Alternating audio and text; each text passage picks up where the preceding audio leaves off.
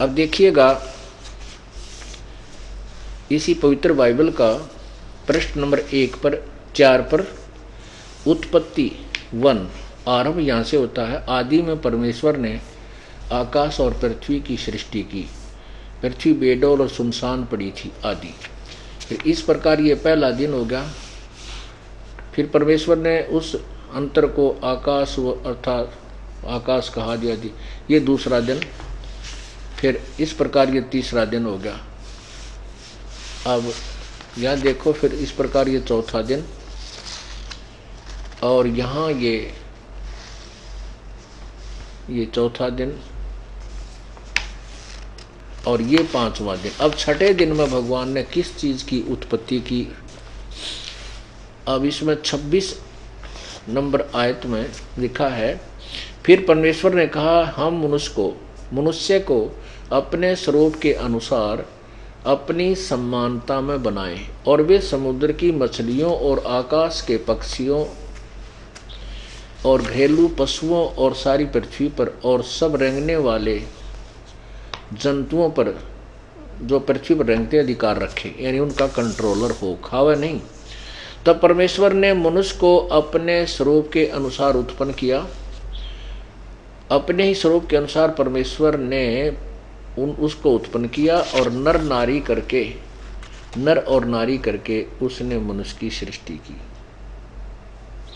और परमेश्वर ने उनको आशीष दी और उनसे कहा कि फूलो फलो और पृथ्वी में भर जाओ और उसको अपने वश में कर लो, और समुद्र की मछलियों तथा आकाश के पक्षियों और पृथ्वी पर रेंगने वाले सब जंतुओं पर अधिकार रखो, यानी उनको उनके कंट्रोलर हो जाओ, खाओ नहीं।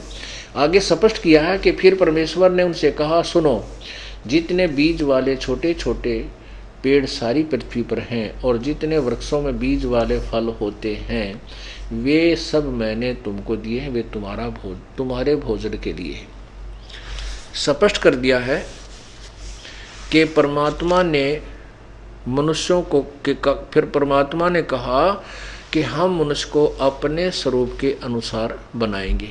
परमात्मा ने मनुष्य को अपने ही अनुसार बनाया, उनकी सृष्टि की। फिर पढ़िए, फिर परमेश्वर ने कहा हम मनुष्य को अपने ही स्वरूप के अनुसार अपनी समानता में बनाएंगे, अपने जैसा। ठीक है।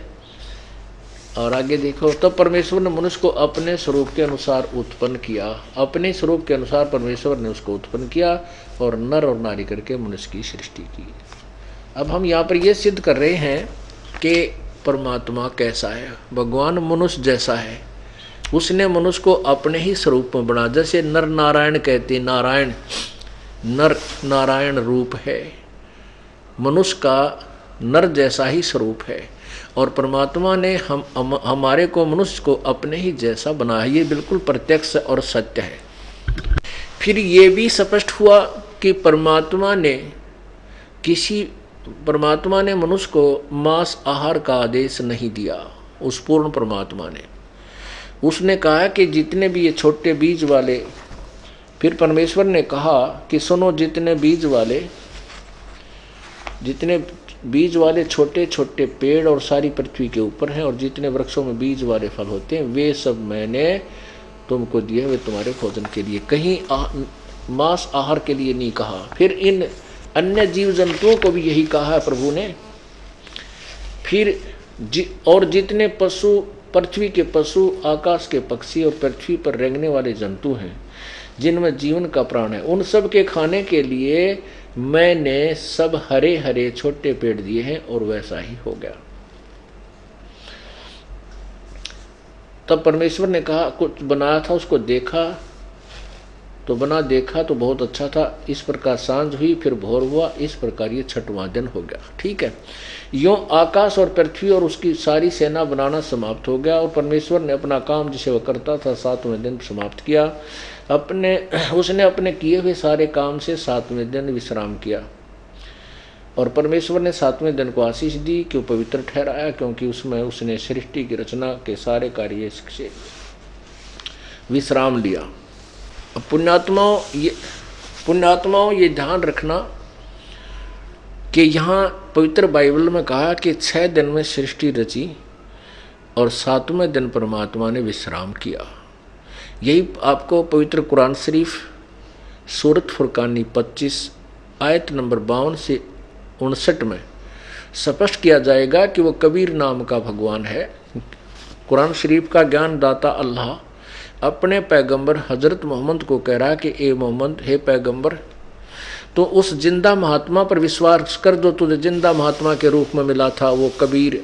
ये काफिर लोग तो उस कबीर को परमात्मा नहीं मानते, लेकिन आप मेरी दलीलों से इस कुरान के अंदर जो मैं तुझे आदेश दे रहा हूँ ये सत्य मानना। वो परमात्मा वही है, कबीर वो परमात्मा है जिसने 6 दिन में सृष्टि रची, 7वें दिन तख्त पर जा बैठा। और उसकी खबर किसी बाखबर से पूछ देखो। इससे सिद्ध हुआ कि कुरान शरीफ का ज्ञान दाता जो अल्लाह, जिसको हजरत मोहम्मद अपना खुदा मानते, वो कहता है कि वो कबीर नामक कोई और भगवान है। उसके विषय में कुरान शरीफ ज्ञान दाता भी नहीं परिचित है, उससे कोई बाखबर अर्थात तत्वदर्शी संत ही जानता, उसी से पूछो। वही पवित्र गीता जी अध्याय नंबर 4 के श्लोक 34 में कहा है। अब परमात्मा कैसा है ये पवित्र बाइबल सिद्ध कर रहा है। आगे और प्रमाण दिखाते हैं। देखिएगा प्रश्न नंबर 9 पर, प्रश्न नंबर 9 पर यहोवा परमेश्वर ने अपनात्माओं जैसे परमात्मा, यहाँ ये समझना है पवित्र बाइबल को कि परमात्मा जो पूर्ण ब्रह्म है उसने तो 6 दिन में सृष्टि रची, 7वें दिन तख्त पर जा बैठा। अब उसके बाद इसकी बागडोर काल ने संभाल ली, ये ब्रह्मा विष्णु महेश के पिता ने, और फिर उसने अपने पुत्र ब्रह्मा विष्णु महेश को दे दिया ये यहाँ का। अब ब्रह्मा विष्णु महेश की अब लीला चलती है। अब देखना क्या होता है। ये काल की और इसके पुत्रों की लीला अब पवित्र बाइबल भी वही सिद्ध करता है। अब ये कैसे कपट के साथ जीव को भ्रमित करते हैं ये पवित्र बाइबल भी प्रत्यक्ष प्रमाणित कर रहा है। ये देखिएगा 9 पे, यहोवा परमेश्वर ने जितने बनेले पशु बनाए थे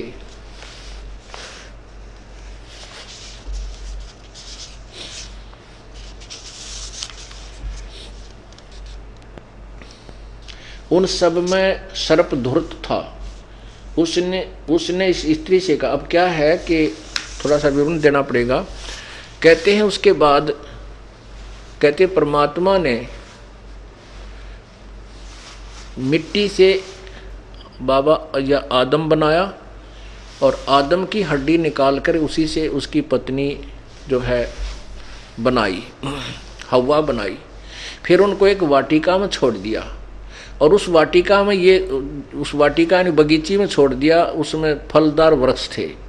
उस भगवान ने, क्योंकि यहाँ काल ने बागडोर संभाल ली, उस भगवान ने उनसे कहा दोनों से कि तुम इस वाटिका में रहो और तुम अन्य फल खा लेना, लेकिन जो इस बाग के बीचों बीच जो फल लगे हैं ना, ये भले बुरे के ज्ञान वाले फल है। यानी उसको नहीं बताया, बाद में सर्प ने बताया कि इस बीच वाले फलों को नहीं खाना, नहीं तो तुम मर जाओगे।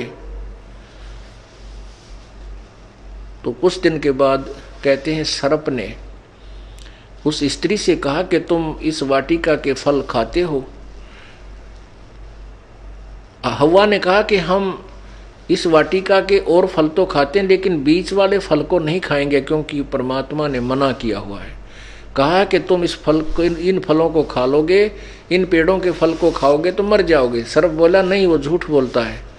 भगवान जो है तुम्हें बहका रहा है, और यदि वो नहीं चाहता कि तुम इस बीच वाले फलों वृक्षों के फल खा करके तुम्हें ज्ञान हो जाए, भले बुरे का ज्ञान होने लग जाएगा, तुम्हारी आंखें खुल जाएंगी, तो तुम भगवान के तुल्य हो जाओगे। इसलिए वो भगवान तुम्हें गुमराह किया हुआ है और तुम्हें झूठ बोला हुआ है। यदि तुम इस फल को खा लोगे तो तुम्हें तेरी आंखें खुल जाएंगी। स्त्री ने वो फल देखा, बड़ा सुंदर लगा, स्वाद अच्छा था, तोड़कर स्वयं भी खाया, अपने पति आदम को भी दे दिया। तो उसके फल के खाते ही उनको महसूस हो गया कि तुम तो नंगे फिर रहे हो। शर्म आई, उन्होंने अंजीर के पत्ते तोड़ के अपने पर्दों पर बांध लिए। फिर कहते शाम के समय भगवान आया गॉड वहाँ वाटिका में टहलता हुआ। उसकी आवाज़ सुनकर वो छुप गए वृक्षों के पीछे। उस भगवान ने आवाज लगाई कि आदम तुम कहाँ हो। आदम ने कहा कि मैं तेरी आवाज को देखकर छुप गया हूं, क्योंकि मैं नंगा था, हम नंगे हैं, हमें शर्म आती है आपके सामने आने से। तो भगवान ने कहा कि तुमको किसी ने बता दिया? तो क्या तुमने वो बीच वाले फलों के पेड़ों के फल खा लिए जिसको मैंने मना किया था? कहा वो हमने खा लिए। किसने बताया? कि सर्प ने बताया। तो इससे क्या बात सिद्ध हुई कि परमात्मा वाटिका में घूमने के लिए सामने आता था। निराकार कितना होगा? वो तो साकार है। अब देखो प्रश्न नंबर 9 पे, अब जिनिस 3 मनुष्य का पतन। योहा परमेश्वर ने जितने बनेले पशु बनाए थे उन सब में सर्वतुरुत था।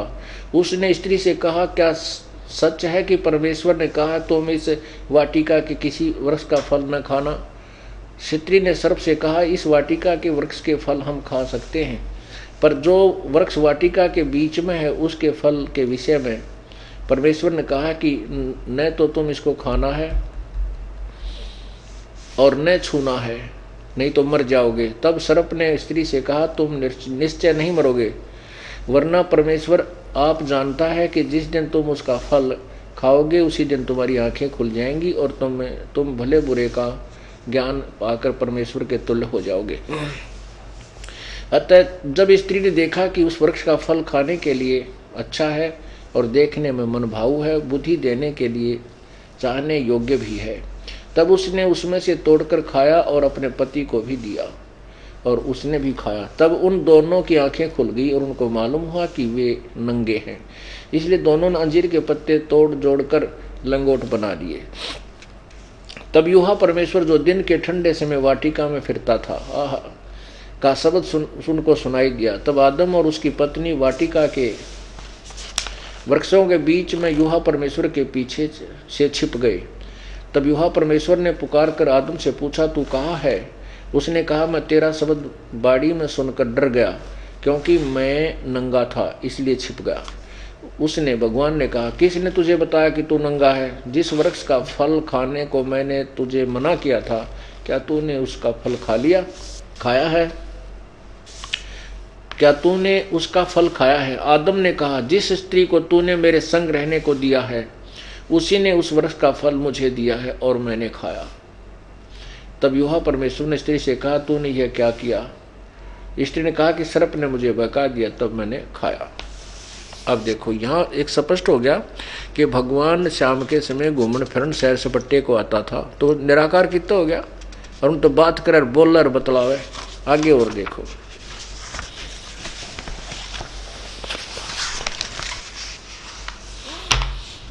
ये प्रश्न नंबर 10 पे उत्पत्ति 3-4, यानी ये 3 नंबर अध्याय बुक की 3 नंबर अध्याय की 21 में। और यूहा परमेश्वर ने आदम और उसकी पत्नी के लिए चमड़े के अंगरखे बनवाकर उनको पहना दिए। और फिर यूहा परमेश्वर ने कहा, मनुष्य भले बुरे का ज्ञान पाकर हम में से एक के समान हो गया, इसलिए अब ऐसा न हो कि ये हाथ बढ़ाकर जीवन के फल के वृक्ष का फल भी तोड़कर खा ले और सदा जीवित रहे। अब देखो कितनी प्यारी बात कही है कि उस भगवान ने आदम और उसकी पत्नी के लिए चमड़े के कपड़े बनवाए। इसका मतलब भगवान तो साक्षात उनके सामने बात करता था, मिलता था, कपड़े ले पर आए। और फिर क्या कहता है कि उस भगवान ने सोचा कि कहीं ये मनुष्य जो है भले बुरे के ज्ञान होने वाले वृक्ष के पेड़ के फल खाकर हम में से एक के समान हो गया। इसका मतलब एक से अधिक भगवान है। फिर देखो यही प्रश्न नंबर 10 पे अध्याय नंबर 3 का श्लोक नंबर 21। यूहा परमेश्वर ने आदम और उसकी पत्नी के लिए चमड़े के अंगरखे बनाकर उनको पहना दिए। फिर यूहा परमेश्वर ने कहा, मनुष्य भले बुरे का ज्ञान पाकर हम में से एक के समान हो गया है। हम में से एक के समान हो गया, इसलिए अब ऐसा ना हो कि ये हाथ बढ़ाकर जीवन के वृक्ष का फल तोड़कर खा ले और सदा जीवित रहे। हम में से एक के समान अर्थात ये 3 है, ये एक इनमें से इसकी ड्यूटी ला रखी है, ब्रह्मा विष्णु महेश मत है। और ये इनके साथ, क्योंकि जहाँ भी सृष्टि जीव उत्पन्न होते हैं, क्योंकि पहले उजाड़ पड़ी थी कि तक कोई पैदा कर दिया, कोई कितना, कोई महाभारत के युद्ध के बाद तो पृथ्वी तकरीबन मनुष्यों से शून्य हो गई थी, अरबों आदमी मर गए थे, फिर 56 करोड़ यादव आपस में लड़के मर चुके थे द्वापर में। तो जहाँ भी ये नए सिरे से सृष्टि उत्पन्न की, तो वहाँ इस ब्रह्मा विष्णु महेश ने ये सारा खेल खेला। अब इसे सिद्ध हो गया कि वो कहता है कि हम में से एक के समान हो गया है, यानी भगवान एक से अधिक भी हुए। अब आगे दिखाता हूं।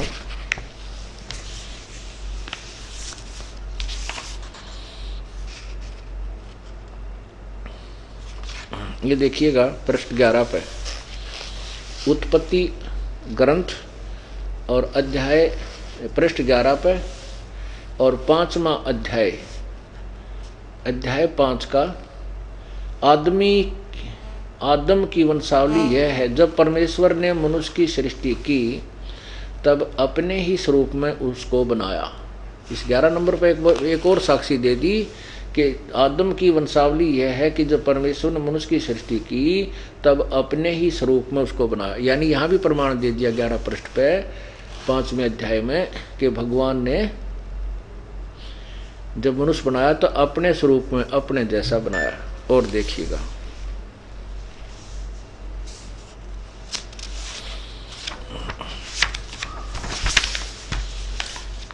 यही उत्पत्ति ग्रंथ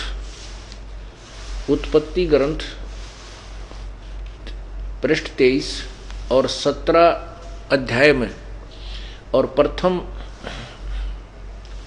श्लोक में, अब अब्राहम 99 वर्ष का हो गया, तब योहा ने उसको दर्शन देकर कहा, मैं सर्वशक्तिमान ईश्वर हूँ, मेरी उपस्थिति में चल और सिद्ध होता जा। यानी अब्राहम 99 वर्ष का हो गया था, तब योहा ने उसको दर्शन देकर कहा। क्या हुआ? परमात्मा साकार है, सिद्ध हुआ। आगे देखो, अब देखिएगा प्रश्न नंबर 24 पे उत्पत्ति ग्रंथ, ये 18 नंबर में है। 3 अतिथि, वो जैसे अभी आपने पढ़ा था कि उसने भगवान ने कहा कि ये आदम जो है व्यक्ति मनुष्य भले बुरे के ज्ञान के हो जाने वाले पेड़ के फल खा के हम में से एक के बराबर हो गया। अब ये सिद्ध कर दिया वो 3 थे, ये 3 है। देखना प्रश्न नंबर 24 पे उत्पत्ति ग्रंथ अध्याय 17-18 में देखिएगा, ये अध्याय 18 है। 3 अतिथि। अब्राहम ममरे के बांझ वृक्षों के बीच कड़ी धूप के समय तंबू के द्वार पर बैठा हुआ था, तब योहा ने उसे दर्शन दिया। उसने आंख उठाकर दृष्टि की तो देखा कि 3 पुरुष उसके सामने खड़े हैं। जब उन्होंने उन्हें देखा तब वह उनसे भेंट करने के लिए तंबू के द्वार से दौड़ा और भूमि पर गिरकर दंडवत की और कहने लगा। अब क्या हो गया? 3 ये भी प्रकट हो गए, वो 3 आदमी थे, 3 भगवान हैं, रजगुण ब्रह्मा, सदगुण विष्णु, तमगुण शिव जी।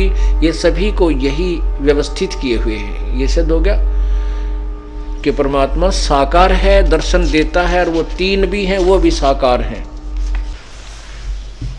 अब आपको कुरान शरीफ के अंदर थोड़ा सा झलक दिखाते हैं और उसके बाद एक कथा सुनाते हैं।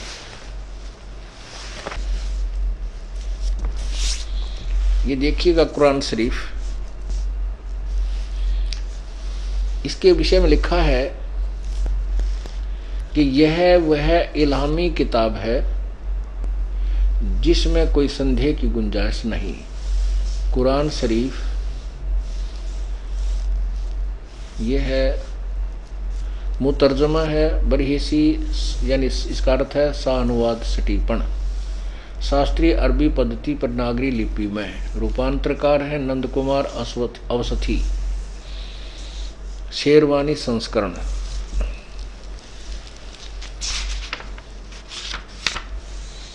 ये देखिएगा, यह वह इल्हामी किताब है जिसमें कोई संदेह की गुंजाइश नहीं। मुतरजम वही, सानुवाद सपीक्षा टिप्पण, शास्त्रीय अरबी पद्धति पर नागरी लिपि में शेरवानी संस्करण, प्रकाशक हैं लखनऊ किताब घर, मौसम बाग, सीतापुर रोड, लखनऊ। अब इसमें देखिएगा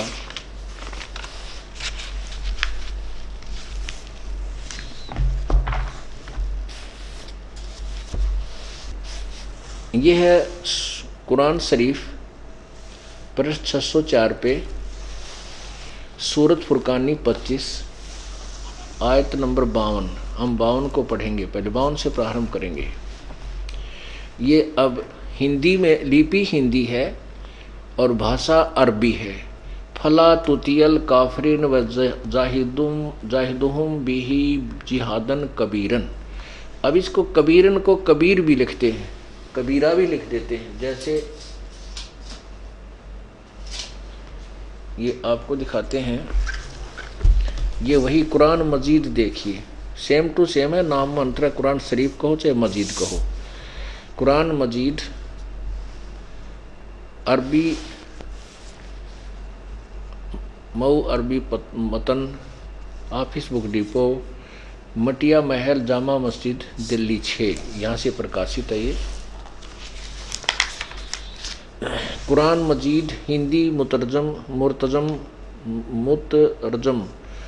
मैं अरबी मतन, तर्जुमा मौलाना फ़तेह मोहम्मद का साहिब जालंधरी तसही, मौलाना अब्दुल मजीद सरवर साहिब, प्रकाशक Farid book depot private limited, नई दिल्ली, यहाँ से ये प्रकाशित है। और इसमें देखिएगा प्रश्न नंबर 577 पर,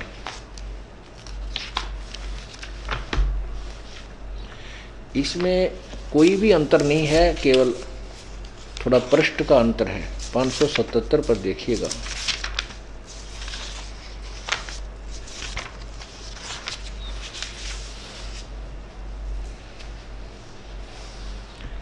ये 576-77, ये कुरान मजीद 576 सूरतुल फुरकानी 25, नीचे आइएगा 52 नंबर आयत पर, ये 52 आयत है। 51वीं समाप्त हुई, फला तुतियल काफिरिन व जाहिदुम बिही जिहादन कबीरा।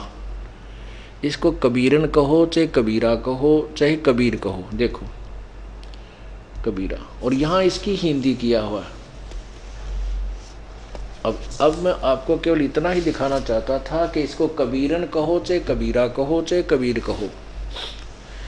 अब देखिएगा,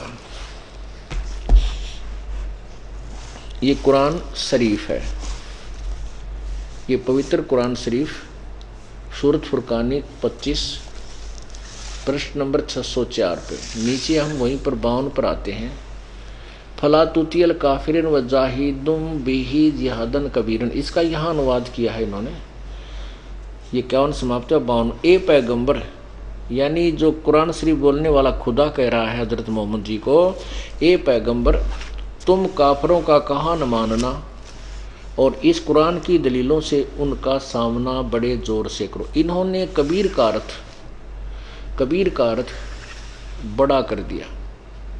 इसका अर्थ ये बनता है कि हजरत मोहम्मद को उसका खुदा कह रहा, जो कुरान शरीफ बोल रहा है कि ये पैगंबर तो उन काफिरों का कहा ना मानना जो कबीर को भगवान नहीं मानते, और मैं जो तुझे हिदायत दे रहा हूँ, जो ज्ञान दे रहा हूँ, इसके आधार पर उनका, यानी कबीर भगवान है, उस कबीर परमात्मा के लिए उस संघर्ष करना, लड़ना नहीं, संघर्ष करना, कबीर के लिए संघर्ष करना। फिर भी चलो आगे देखते हैं। अब ये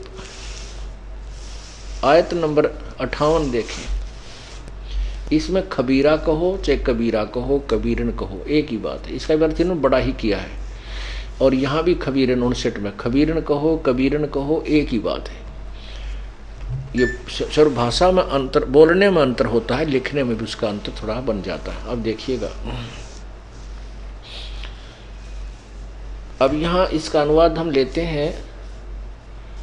आप 52 हमने आयत का अनुवाद वहाँ देखा ही नहीं के द्वारा किया। अब 53 का देखो, और वो कबीर नामक अल्लाह वही है, समझो। यहाँ लिखा है कि जो कबीर के बारे में जिक्र किया ये वही भगवान है जिसने दो दरियाओं को मिला चलाया, एक का पानी मीठा प्यास बुझाने वाला और एक का खारी कड़वा, और दोनों को एक आड़ और मजबूत रोक बना दी।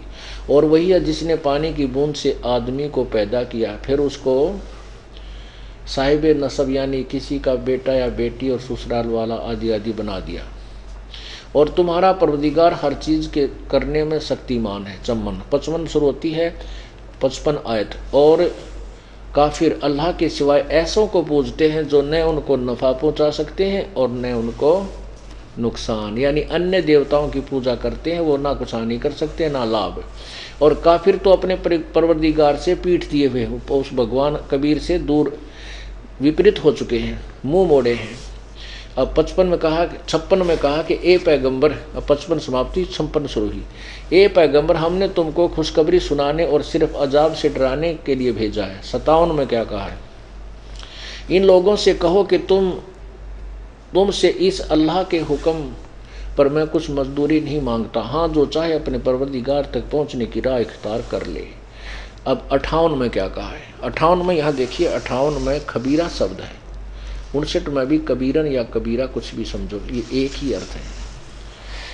अब 58 में शुरू होता है यहाँ पर, ए पैगंबर उस जिंदा चैतन्य पर भरोसा रखो जो कभी मरने वाला नहीं है।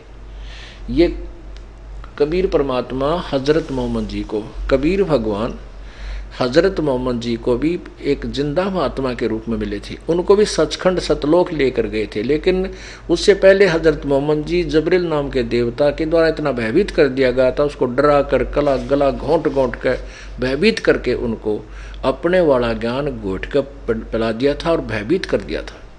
इसलिए उसका परमात्मा की आज्ञा से परमात्मा के उस लोक में रहने की उसने इच्छा व्यक्त नहीं की, वहाँ की साधना स्वीकार नहीं की। अब वो कुरान शरीफ वाला कहता है कि वो भगवान था, वो भगवान है, वो कबीर जो तुझे जिंदा के रूप में मिला था, उस जिंदा पर विश्वास रख, वो कभी वो वास्तव वो अमर अजर है, वो कभी मरने वाला नहीं है।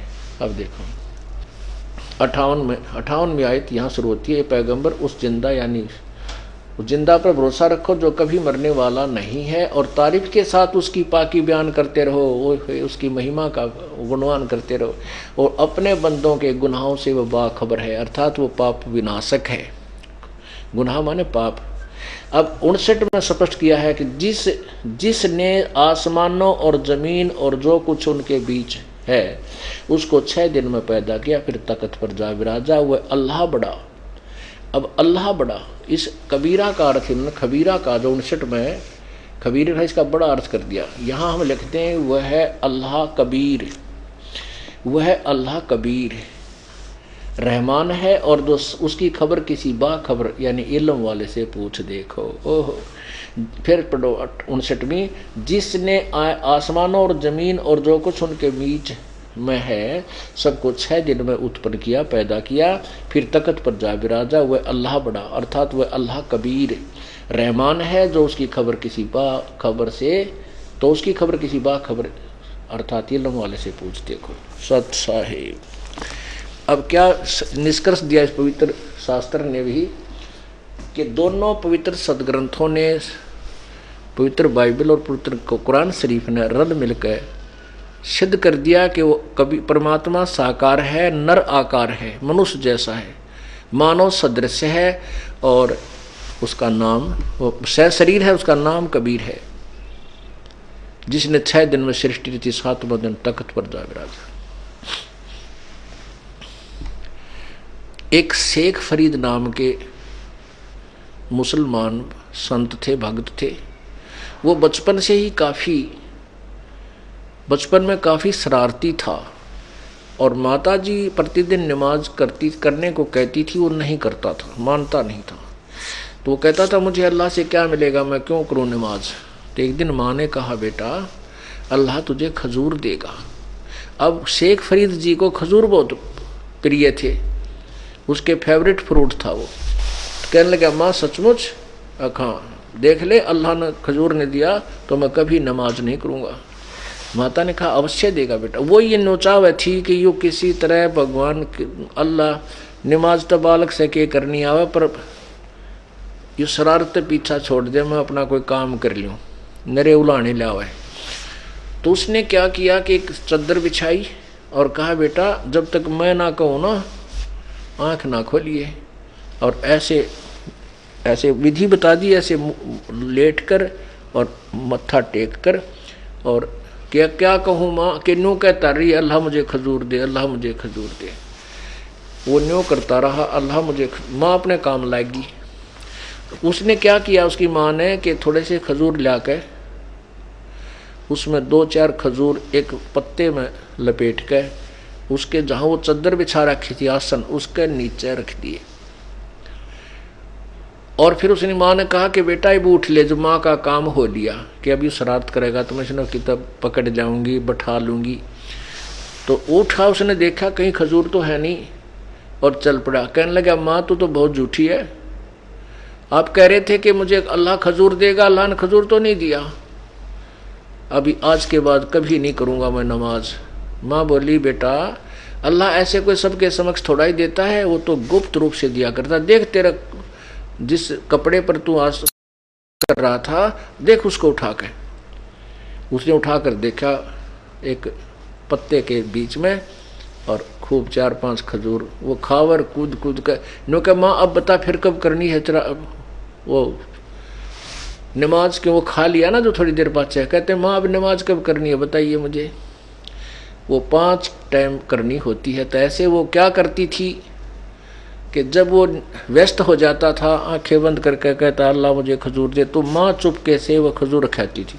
एक दिन वो काम में लगी भूल गई खजूर रखना, तो वो उठा, उसने चद्दर उठाकर देखी वहाँ खजूर रखे उसी प्रकार, और वो खाता हुआ खजूर आ रहा है। अब उसकी माँ ने याद आया कि आज मैं खजूर रखना भूल गई, और वो आ गया। और निकम्मा यू कभी नमाज नहीं करेगा, ए भगवान या के बनी आज मैं कैसे भूल गई। वो खजूर खाता हुआ आ रहा है। वो बोला, उसकी माँ कहने लगी बेटा ये खजूर कहाँ से लाया तुम? अरे माँ अल्लाह रोजी तो देता है। माँ ने सोचा यो किता कोई गुड़ गाड़ कोई ले गया होगा, निकम्मा आप ले आया? नहीं माँ। कहते सच्ची बता तू कहाँ से ला? क्या देख यहीं तो रखा था, मैं कई बार गया हूँ अभी तो। अब उसकी माँ के पसीने आ गए। अब सचमुच ही तो परमात्मा ने बहुत ही सुंदर स्वादिष्ट खजूर भेज दिए। अब ये लक्षण है क्योंकि वो पिछले जन्म का संस्कारी हंस था, और उसके लिए परमात्मा पूर्ण ब्रह्म साथ साथ फिरता है। कहते हैं जो जन हमारी शरण है ताका हूँ मैं दासे, गेल गेल लाग्या फिरूं जब लग धरती आकाश। वही बालक शेख फरीद बड़ा होकर के घर त्याग दिया, क्योंकि जिनको भगवान की चाह है वो तड़फ जाते हैं जब तक उनको यथार्थ भगवान भक्ति मार्ग नहीं मिलता। तो उसने जाकर के एक सूफी गुरु यानी एक तपस्वी संत को गुरु बना लिया। अब उस तपस्वी ने जैसा ज्ञान था उसको कहा बेटा तप से प्रभु का दीदार होगा, अल्लाह के दर्शन होंगे, और घोर तप जो जितना अधिक कर सकते हो आप उन्हें विधि बता दी। ठीक है, वो करने लगे। अब क्या होता है कि आश्रम में जहाँ वो रहते थे वहाँ पर 5-7 और भी शिष्य थे उस गुरु के। उन्होंने क्या किया हुआ था कि प्रतिदिन एक दिन एक की ड्यूटी अपनी सेवा बांट रखी थी कि एक दिन एक ही व्यक्ति, एक ही सेवक खाना भी बनाओगा गुरुजी का और वस्त्र भी धोएगा। और वो गुरुजी जो था, शेख फरीद का गुरुजी जो था, वो हुक्का पिया करता और गुरुजी का हुक्का भी भरेगा। शेख फरीद के प्रति उस गुरुदेव का काफ़ी रुझान था, उसको अत्यधिक यानी फेथफुल विश्वसनीय मानता था और अधिक उसको सेवा में रखता था। तो अन्य जो शिष्य थे वो ईर्षा करने लग गए कि गुरुजी शेख फरीद से ज़्यादा लगाव रखते हैं और हमसे इतना प्रेम नहीं करते। ऐसा कोई तरीका ढूंढो जिससे ये गुरुजी की नज़रों में गिर जावे। ये आग सारे लगी रही। जब जहाँ परमात्मा का रोल नहीं होता वहाँ ऐसे ऐसे हर डेरों में बीमारी घर कर जाती है। लेकिन जब तक प्रभु का पूर्ण परमात्मा का जहाँ वास होता है, यानी जहाँ पंजा होता है, तो वहाँ ऐसी जल्दी सी घटनाएं नहीं घटती। परमात्मा कोई ना कोई कारण बना के उनको सीधा कर लेता है। तो वहाँ क्या हुआ, एक दिन उस शेख फरीद के ड्यूटी आ गई, सेवा की दिन आ गया। तो शाम उसने खाना बनाया शाम के समय, और खाना बना करके उसने खाना खिलाने के लिए जब गया, उससे के बाद में हुक्का भरने के लिए अग्नि तैयार करनी होती है, वो तैयार कर गया। उन चेलों ने देखा कि इस युद्ध ऐसा करो कि ये जो हुक्का भरने के लिए अग्नि इसने तैयार की, इस पर पानी डाल दो, ये बुझ जाएगी। और वो गुरुजी इतना क्रोधी था, खाना खाते ही 5 मिनट के अंदर, यानी 10 मिनट के अंदर उसको हुक्का चाहिए। यदि 10 मिनट के अंदर हुक्का नहीं आया तो डंडा उठा करके उस सेवक के बिना गिनती के मार दिया करता, इतना पीट देता और उसको सेवा से वंचित कर देता था। तो उन्होंने सही तरीका ढूंढा कि आज ये हुक्का समय पर भर नहीं पाएगा और ये गुरु चेला की यारी टूटेगी। अब शेख फरीद खाना खुना खिलाकर तो निश्चिंत था कि 2 मिनट में भर कर दे दूंगा, अग्नि तैयार कर रखी है, चलम भर दूंगा। उसने गुरुजी को खाना खिलाया और फिर बर्तन रख के आया। फिर धीरे धीरे आकर के वो जो ही उस अग्नि के पास पहुंचा जहां उसने चलम रखी थी, देखा तो आग तो बुझ गई। उसमें थोड़ा सा चमास से, यानी वर्षा के दिन थे, उसने सोचा गिल्ला लकड़ी थी, बुझ गई होगी। वहां से आधा किलोमीटर की दूरी पर गांव था। अब उसने आव देखा ना ताब देखा, हाथ में चलम ले ली, तमाकू डाल लिया और स्पीड खींच दी। वहां देखा कि एक घर से धुआं उठ रहा था। उस घर में भाग कर घुस गया और कहा, माई अग्नि दे दे, माई की बेटी अग्नि दे दे।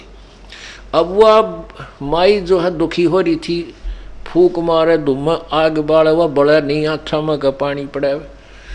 तो वो कहने लगा, वह गुस्से में आकर बोली, क्यों सिर पर चढ़ता हुआ है, आंख फूटे धुआं आग में, तू आंख फुड़वा ले, जब आग में लगी वही मिल रहा आग। उसने कहा, माई कौन सी आग, आंख फोड़े तो मिल जाएगी, कहाँ आंख फोड़वा ले जब मिल रही। वह उसका नहीं देखा भी को नहीं, अपना फू फू करने लग रही। तो उसने क्या किया, चिमटा देकर आंख में और वह आंख काट दी। उसको ये था कि यदि आज गुरुजी रुष्ट हो गए, तेरी करी कराई कमाई जाओगी। उसने काट का आंख ने, ले माई आंख ले ले, मन आगे दे दे। अब माई ने देखा उतरा गजब सचमुच आंख काट दी। वह डर गई। अब साधु भी पहुंचा हुआ बताओ है, वो वसन कह दे तो उसकी पार जाती है, और ये तो उसका शिष्य है। वह डर गई और ने बोली, महाराज ले ले आगे। अब उस संत ने, जो शेख फरीद ने, ऐसे कपड़ा बांध लिया उस आंख के ऊपर, फूटी हुई जो शेष थी उसके ऊपर ने कपड़ा बांध लिया और फटाफट आग रख के और फिर डांक ठोक दी। अब गुरुजी ने पहली आवाज लगाई थी, रे शेख फरीद भाई ओ काला बेटा। वह भी उसने सुन ली दूरी तक गुरुजी की। पहला अलार्म हो गया और दूसरे तीसरे पर ना पहुंचा तो डंडा हाथ में होता। फिर उस बाजा आंख निकाल रखी है, पीड़ा ऐसा है, ऐसा नहीं है पीड़ा हो रही है, लेकिन चसक भी नहीं रहा वो संत भक्त, और भाग लिया। दूसरी आवाज लगाई तो भी दूर था। तीसरी जब आवाज लगाई, रहे शेख फरीद कहाँ मर गया, आ गया गुरुजी, आ गया गुरुजी, आ गया गुरुजी, आ गया, पहुंच गया। क्या हो गया बेटा, कहाँ क्या हो गया था जी? वर्षा के दिन थे और गुरुजी आग बनी नहीं, यहाँ नगरी से जाकर लाया हूँ।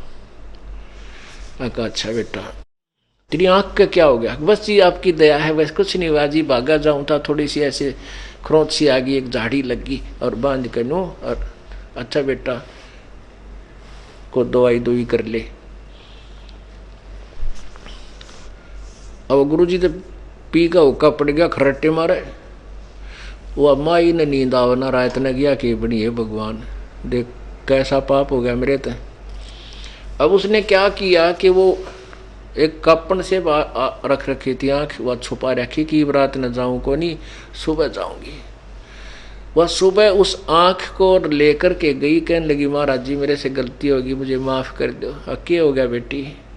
माफ़ कर दो महाराज, मेरे से बड़ी गलती होगी।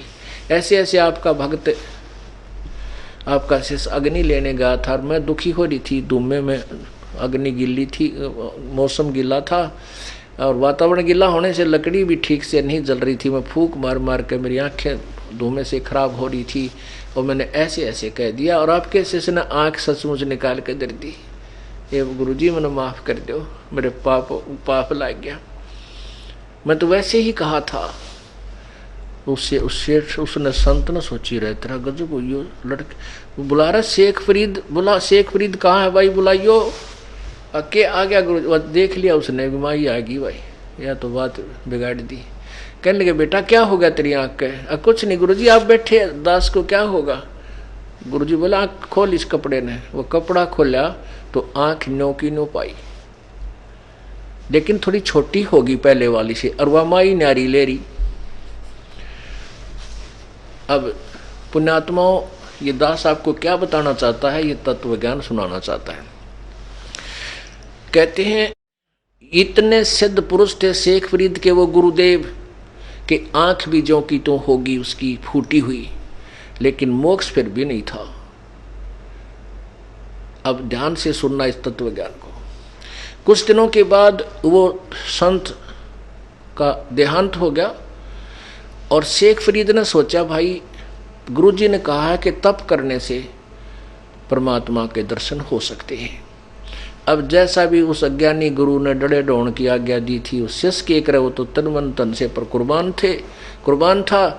उसने जाकर के आश्रम से थोड़ी दूरी पर और तप करना शुरू कर दिया। पहले बैठ कर कराया, फिर खड़ा होकर कराया। उन्होंने सोची भाई न्यू तो बात ना बने, और कमजोर हो गया घना, और बाहर रहूंगा तो ये इतना वीक हो गया, खाना भी नहीं खावा।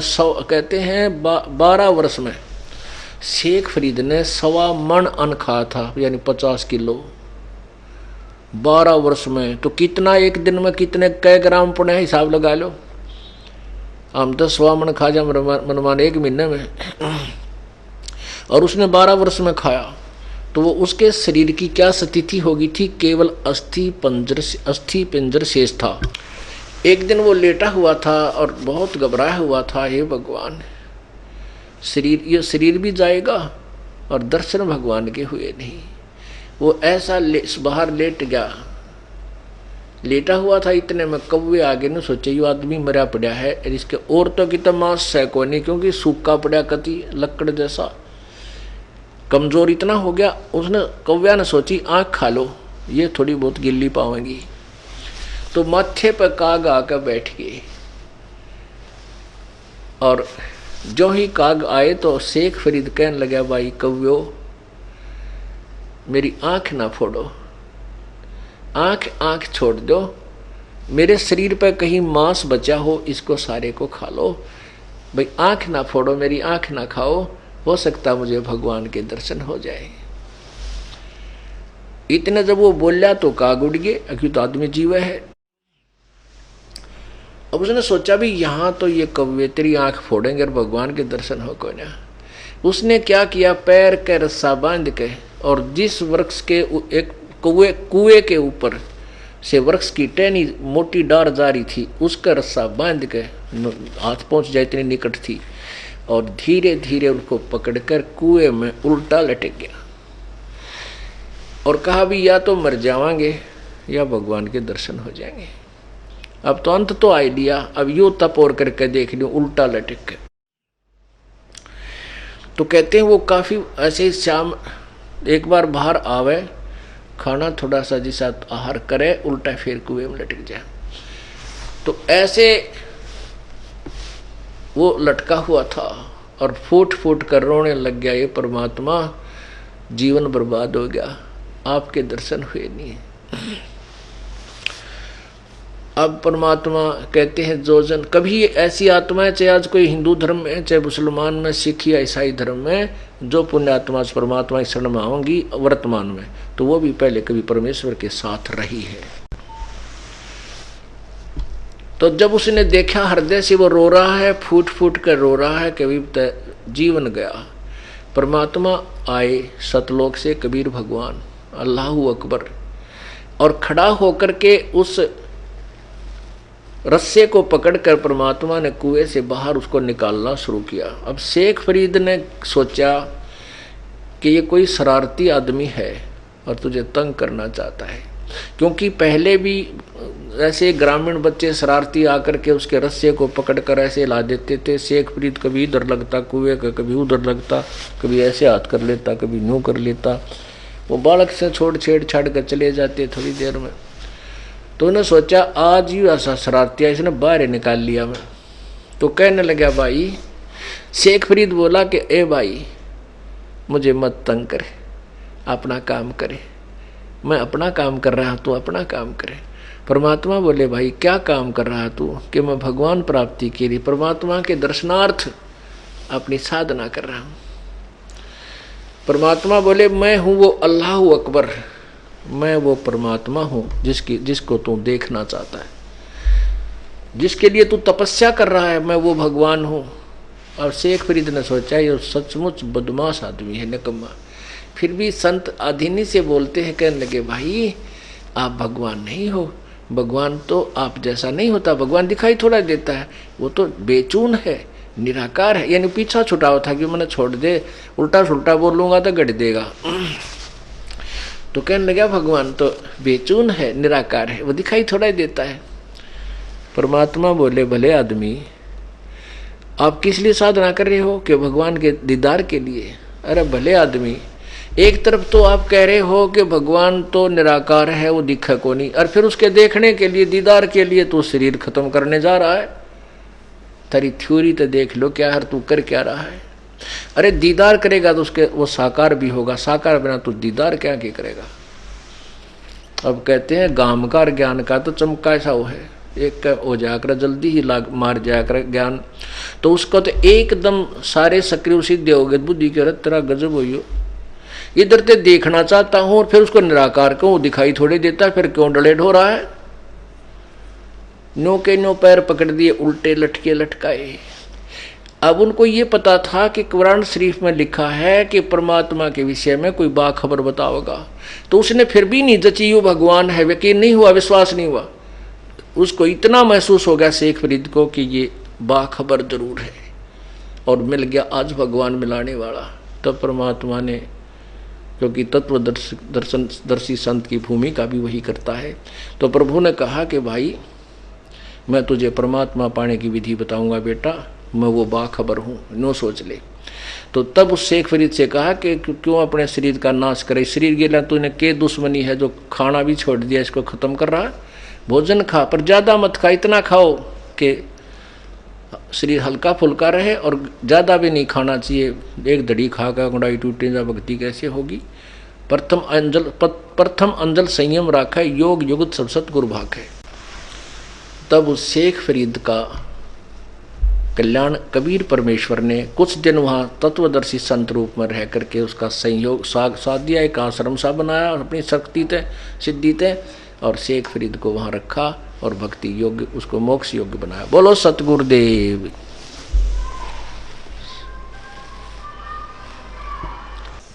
कर जोरों विनती करूं,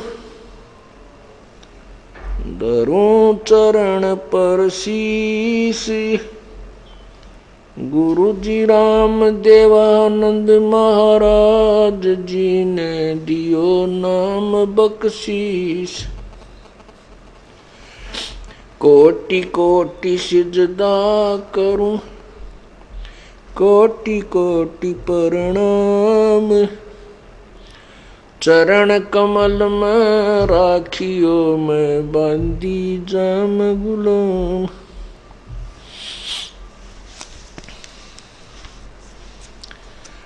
कुत्ता तेरे दरबार का, मोतिया मेरा नाम, गले प्रेम की जेवड़ी, जहाँ खेचो वहाँ जाऊं मैं। तो करो तो बावड़ू, दूर दूर करो तो जाऊं। जो राखो तो ही रहूं, जो देवो सो खाऊं।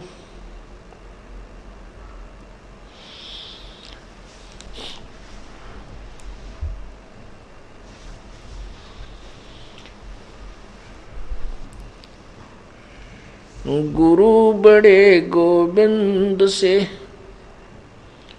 मन में देख विचार, हरि सुमरे वो वार हैं, गुरु सुमरे हूँ पारी। गुरु बिन माला फेरते, गुरु बिन देते दान, गुरु बिन दोनों निष्फल हैं, चाहे पूछो वेद पुराण।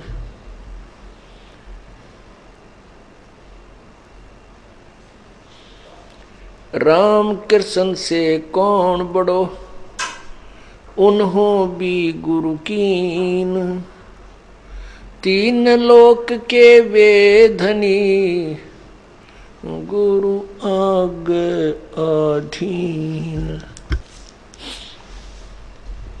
जय इब के सतगुरु मिले, सब दुख आँखों रोए, चरणों ऊपर शीश धरूं, कहूँ जो कहनी होए। कबीर गुरु जी मिलेंगे, पूछेंगे कुशलात, आद्य अंत की सब कहूँ, अपने दिल की बात।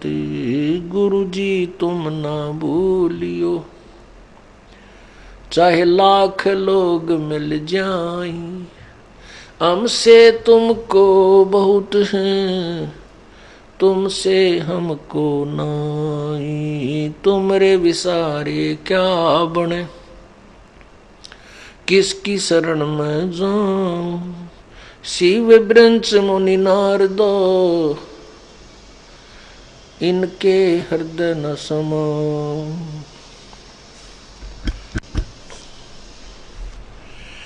अब गुण किए तो बहुत किए, करत न मनी हार, बावे बंदा बख्श दियो, बावे गर्दन उतार। अब गुण मेरे बाप जी, बख्शो गरीब नवाज, जो मैं पूत कपूत हूँ, बहुर पिता को लाज। मैं अपराधी जन्म का, नक्सक भरे विकार, तुम दाता दुख भंजना, मेरी करो संभार।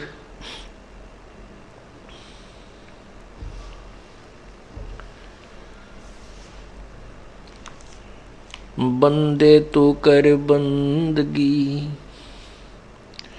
बंदे तू कर बंदगी, जय चावे दीदारे। अवसर मानुष जन्म का, भाई मिले न बारंबार। मानुष जन्म पाके नहीं रटे हरि नाम, जैसे कुआ जल बिना बनवाया किस काम।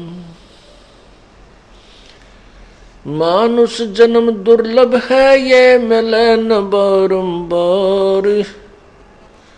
जैसे तरवर से पत्ता टूट गिरे, वो बहुर न लगता डार।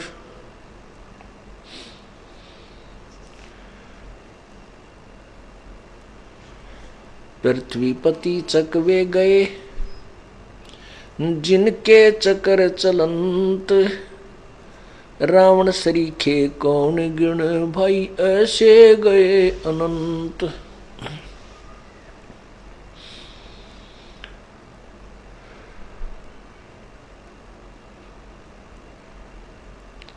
सर्व सोने की लंका होती, रावण से रणधीरम। एक पलक में राज विराजीव, जम के पड़े जंजीरम। मन तो सुख के सागर बसरे, भाई और न ऐसा यस रे मन तू सुख के सागर बस रे, भाई और न ऐसा जस रे। उदय अस्त बीच चक्र चले थे ऐसी जन ठकुराई, उदय अस्त बीच चक्र चले थे ऐसी जन ठकुराई। चुनक ऋषिश्वर कल्प करी तब खोज न पाया राई, मन तू सुख के सागर बस रे, भाई और न ऐसा जस रे। मन तू सुख के सागर बस रे, भाई और न ऐसा जस रे। 60,000 सगड़ के होते कपिल मुनीश्वर खाए, 60,000 सगड़ के होते कपिल मुनीश्वर खाए। एक सपुत्र उतान पात का वो परमात्म पद पाए, मन तू सुख के सागर बस रे, भाई और न ऐसा यस रे। मन तू सुख के सागर बस रे, भाई और न ऐसा यस रे।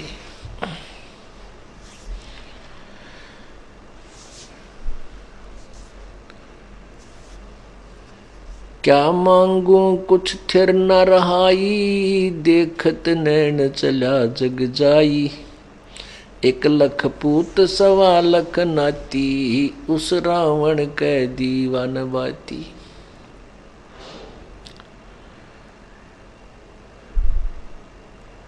परम पिता परमात्मा सारी सृष्टि के रचनहार,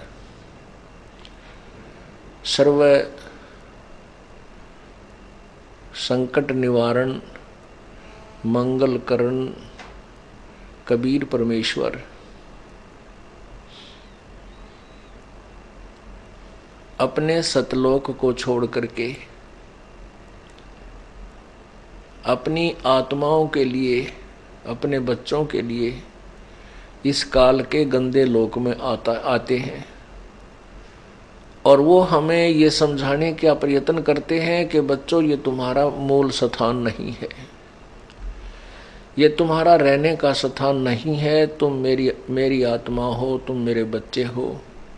तुम अपनी नालायकी के कारण इस काल के जाल में फंस गए हो और इस काल ने आपके साथ बहुत भयंकर धोखा किया हुआ, आपको भ्रमित करके अज्ञान अंधेरे में रोका हुआ है।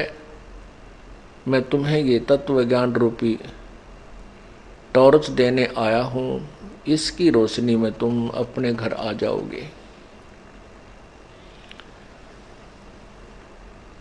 उसके लिए परमात्मा स्वयं भी आए हैं, फिर अपने एविडेंस बनाए हैं, अपने गवाह तैयार किए हैं, ताकि इस बिचली पीढ़ी के समय में ये प्यारी आत्माएं अपने परमात्मा को पहचान सकें, अपने पिता को पहचान सकें।